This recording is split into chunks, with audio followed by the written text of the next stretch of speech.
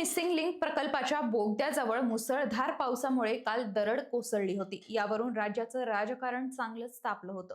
विरोधकांनी मुख्यमंत्री देवेंद्र फडणवीस यांच्यावर जोरदार निशाणा साधला होता। मात्र खरं तर विरोधकांनी घडलेली परिस्थिती व्यवस्थित जाणून न घेता फडणवीसांवर टीका करण्याची घाई केली असंच बोललं जात आहे। कारण मुंबई पुणे मिसिंग लिंक प्रकल्पाच्या बोगद्याच्या प्रवेशद्वाराजवळ बोगदा तुटलेला नव्हता, बोगद्यामध्ये पाणीही शिरलेलं नव्हतं। प्रकल्पाच्या मुख्य संरचनेला कोणतंही नुकसान झालेलं नव्हतं। दरड कोसळली होती ती बोगद्याच्या बाहेरील डोंगराच्या उतारावर। हा पूर्णपणे नैसर्गिक भूगर्भीय प्रकार आहे। जगातील सर्वात आधुनिक रस्ते आणि बोगद्यांच्या प्रकल्पांमध्येही अशा नैसर्गिक घटना घडत असतात। त्याचा अर्थ निकृष्ट बांधकाम किंवा भ्रष्टाचार असा होत नाही। त्यातच अगदी 24 तासात शर्थीचा प्रयत्न करून हा महामार्ग वाहतुकीसाठी पुन्हा एकदा खुला करण्यात आला। स्वतः देवेंद्र फडणवीसांनी हा महामार्ग खुला झाल्याची माहिती दिली आहे।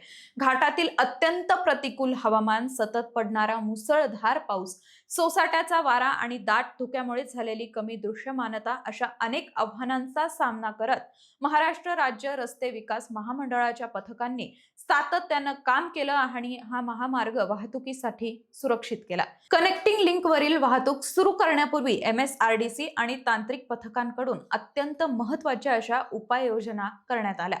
रस्त्याच्या बाधित भागावर पडलेला सर्व ढिगारा आणि दरडीचे अवशेष तातडीनं बाजूला करण्यात आले।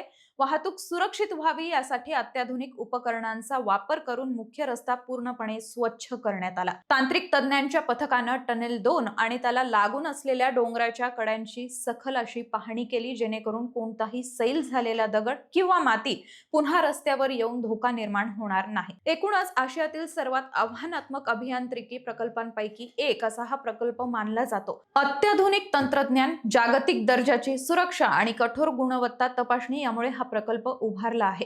पण काही विरोधी नेत्यांनी स्वतःची राजकीय पोळी भाजून घेण्यासाठी सत्याची पडताळणी न करता या प्रकल्पाबाबत टीका केली का अशी शंका उपस्थित होत आहे। तुम्हाला याबाबत काय वाटतं आम्हाला कमेंट करून नक्की सांगा।